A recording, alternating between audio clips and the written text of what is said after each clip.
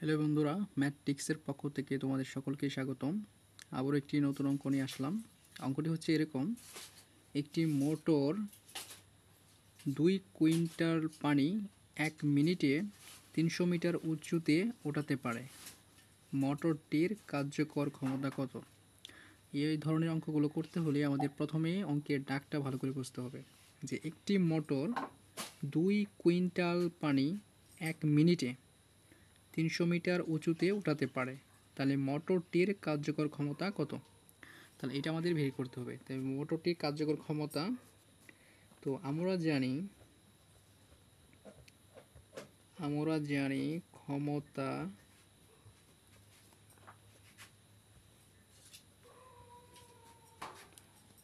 জানি ক্ষমতা সমান সমান হচ্ছে কাজ বাই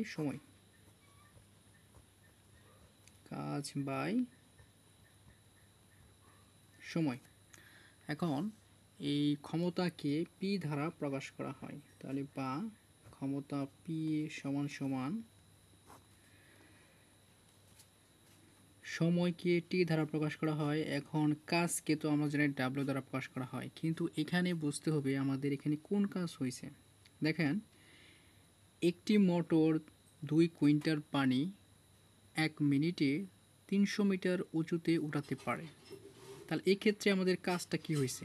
যখন কোনো বস্তুকে ভূমি থেকে অর্থাৎ মাটি থেকে কিছু দূরে অথবা কিছু দূরত্বে উপর দিকে ওঠানো হবে, তখনই কিন্তু ওই বস্তুর মধ্যে বিভব শক্তি সঞ্চিত হবে, আর সেই বিভব শক্তিটা হচ্ছে ওই বস্তুর কাজ। তাহলে এখানে পানি 300 মিটার উঁচুতে যখন ওঠানো হবে, তখন এই পানির বিভব শক্তিটাই হচ্ছে পানির কাজ। তাহলে আমরা লিখতে পারি কাজ সমান সমান হচ্ছে বিভব শক্তি। তাহলে বিভব শক্তি, তাহলে বিভব শক্তি বাই সময় মানে টি। তার বিভব শক্তিকে আমরা কি দ্বারা প্রকাশ করতে পারি? তাহলে পি সমান সমান বিভব শক্তিকে এম জি এইচ, আর সময় হচ্ছে টি।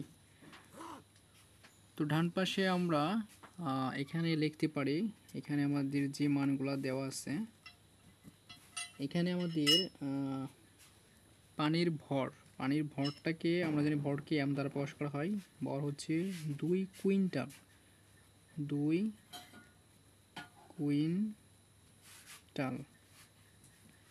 এখন 2 কুইন্টাল বলতে আমরা কি জানি? আমি যদি সংক্ষেপে বলি, আমরা জানি 1 কুইন্টাল সমান হচ্ছে 100 কেজি। 1 কুইন্টাল সমান হচ্ছে 100 কেজি। তাহলে 2 কুইন্টাল সমান কত হবে? 2 গুণন 100,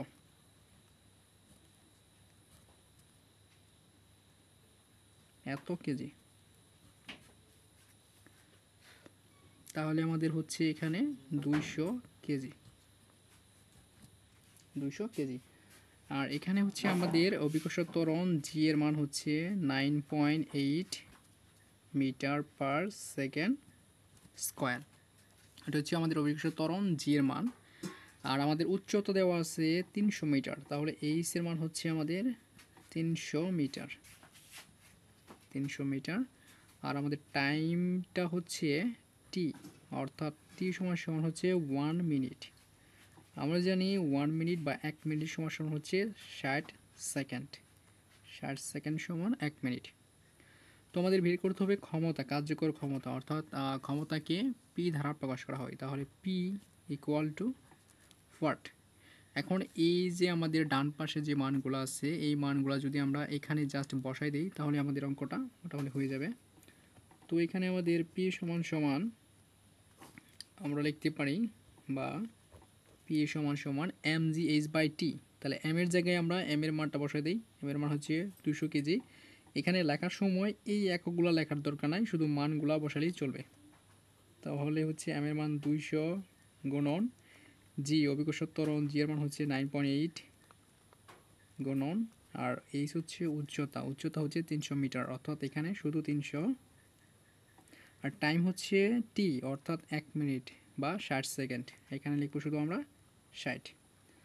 তো এটাকে যদি আমরা ক্যালকুলেশন করি, তাহলে হচ্ছে আমাদের 200 গুণন 9.8 গুণন 300 ভাগ 60, এটা হচ্ছে আমাদের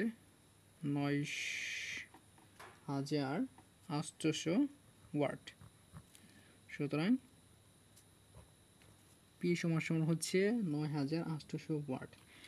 এটা হচ্ছে আমাদের মোটরটির কার্যকর ক্ষমতা। আমরা ওয়াটকে যদি কিলো ওয়াটে প্রকাশ করি তাহলে 1000 দিয়ে ভাগ করতে হবে, অর্থাৎ 9800কে যদি আমরা 1000 দিয়ে ভাগ করি তাহলে আমাদের কিলো ওয়াট বের হয়ে যাবে।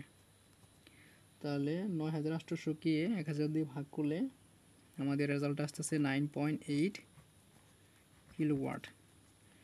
তাহলে সুতরাং পি সমান সমান হচ্ছে 9.8 কিলো ওয়াট। এটা হচ্ছে আমাদের মোটরের কার্যকর ক্ষমতা।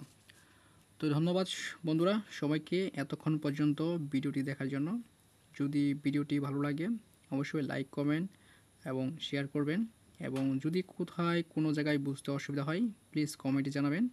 আমি সুন্দরভাবে চেষ্টা করব বুঝিয়ে দেওয়ার জন্য। ওকে, ধন্যবাদ সবাইকে।